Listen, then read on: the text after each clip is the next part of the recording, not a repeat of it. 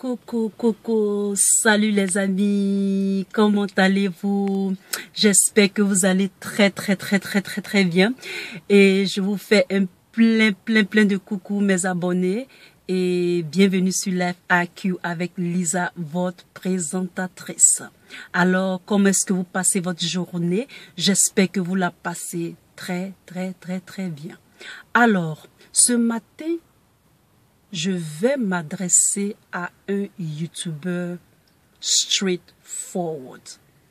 Je vais m'adresser à un brother, c'est-à-dire un frère qui fait des vidéos.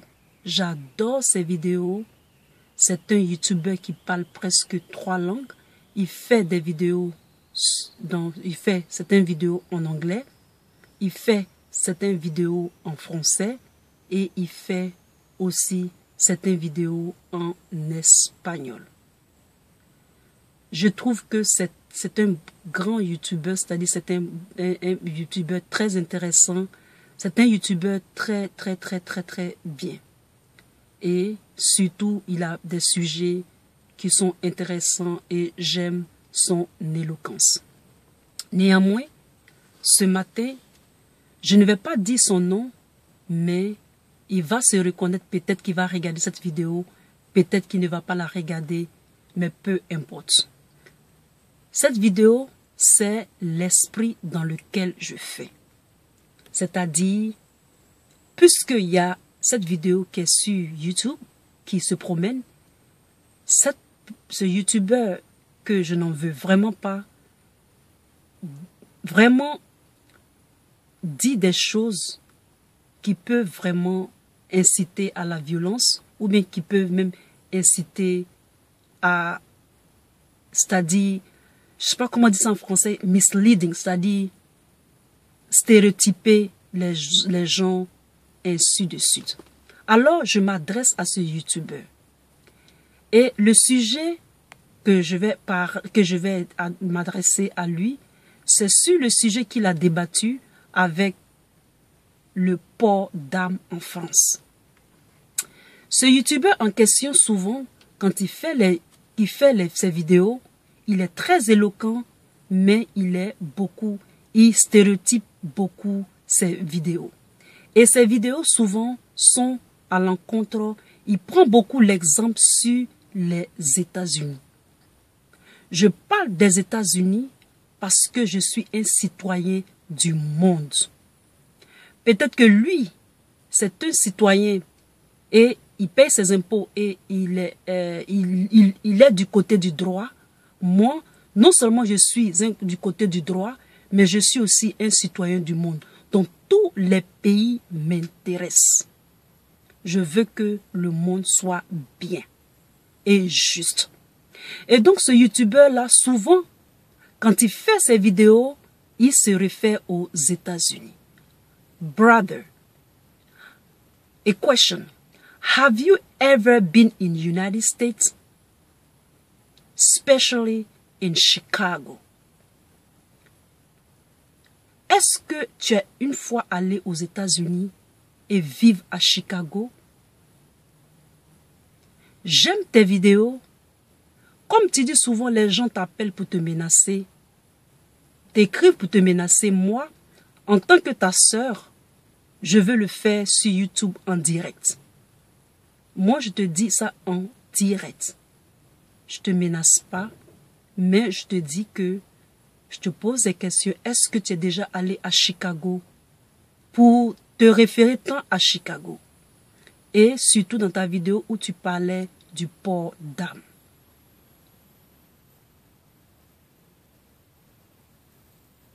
Et donc, à chaque fois que tu fais tes vidéos, tu parles de Chicago.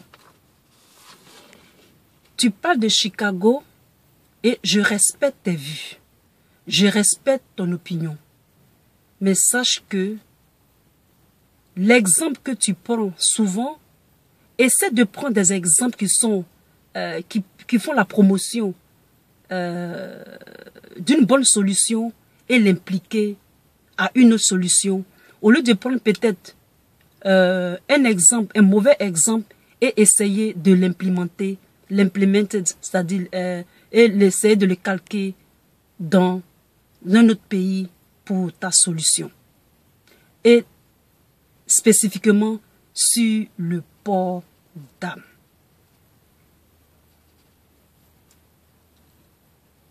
Il faut que tu saches que Chicago est une très belle ville. Elle a ses hauts et elle a ses bas.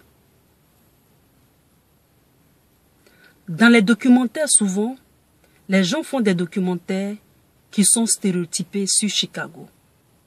Mais Chicago est très très très belle. Et donc, je vais te parler un peu. Tu parles de gang. Tu dis que non, qu'il faut, pour cette racaille-là de la France-là, il faut que les autorités essaient d'accepter que les gens aient le port d'armes. Est-ce que tu te rends compte de ce que tu es en train de dire? Et tu parles de Chicago.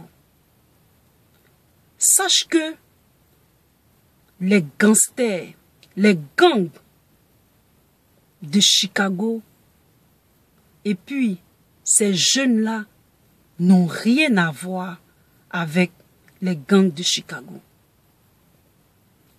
Ils ne sont même pas dans la condition d'être gang. Ils ne rentrent pas dans les critères de gangsters, c'est-à-dire de membres même d'un gang américain.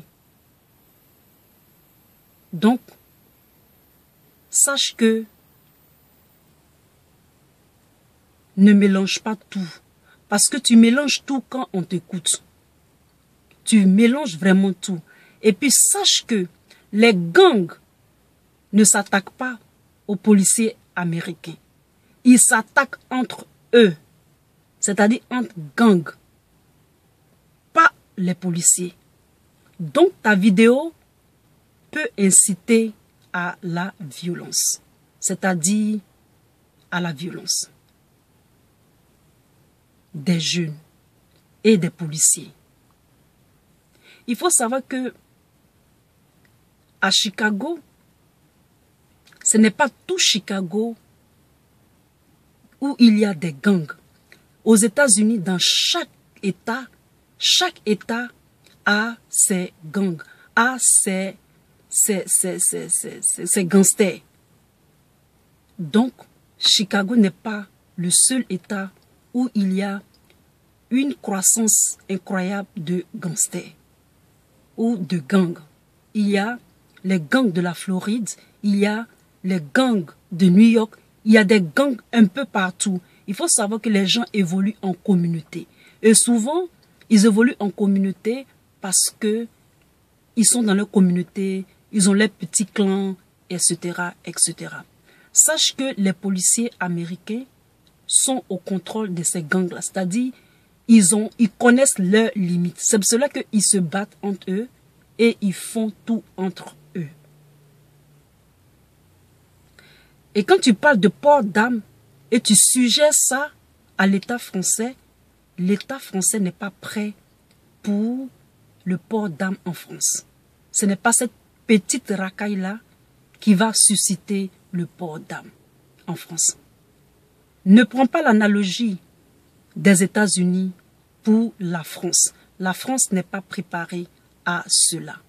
C'est vrai que la France est un pays de droit. Il faut trouver des solutions. Et dans cette vidéo, je vais te donner quelques solutions que les Américains, la police et la communauté américaine souvent utilisent pour ces gens de petite délinquance un peu quand même aggravée sur les autorités. Je vais te dire que voici quelques endroits à Chicago où il y a des gangs. Alors, c'est le nord-est de Chicago qu'il y a des gangs. Et je vais te dire certains noms de gangs. Il y a des gangs. Il y a un gang qui est le Charham, Grand Crossing. Il y a West Garfield Park, Chicago Lawn, Full Park. Et le plus grand gang, c'est-à-dire le plus gang de Chicago est à Riverdale, à Chicago. Il faut savoir que quand on parle de gang aussi, c'est les neighborhoods, c'est-à-dire c'est les quartiers. C'est des quartiers où le salaire annuel décroît de plus en plus, c'est-à-dire même ce lieu où c'est vraiment la guerre, c'est-à-dire qu'à Riverdale, le salaire moyen annuel est de 14 000 $. Donc, voici un peu quelques informations sur les gangs à Chicago. Maintenant, je vais te dire aussi que ta vidéo est beaucoup stéréotypée et donc, si tu veux donner des exemples sur les États-Unis, essaie de donner des exemples avec de bonnes analogies au lieu de donner des exemples de mauvaises analogies pour inciter à la violence ou au débordement. Et moi, j'ai suggéré pour ces jeunes-là, on pouvait les faire des bootcamps. Et c'est comme ça aux États-Unis, souvent, quand ils sont jeunes, on leur fait faire des bootcamps. Pour que la police aussi américaine lutte contre ces gangs-là, comme tu parles de gangs, et aussi des jeunes qui, d'après toi, qui viendront plus tard comme des gangsters, qui seront intégrés dans des gangs, mais vraiment qui ne remplissent pas les conditions des gangs. Ce que la police fait, la police est à l'écoute de la communauté. C'est-à-dire la police travaille avec la communauté. Quand je parle de communauté, par exemple, il travaille avec le quartier, il travaille avec les parents, il travaille avec les centres de récréation, des centres d'activité pour jeunes, etc., etc., pour que les jeunes ne soient pas incités à rentrer dans les gangs américains. Et donc, ce que je peux dire sur le port d'armes, ce n'est pas une bonne solution que tu as suggérée dans ta vidéo. Mes chers abonnés, si vous avez aimé cette petite vidéo,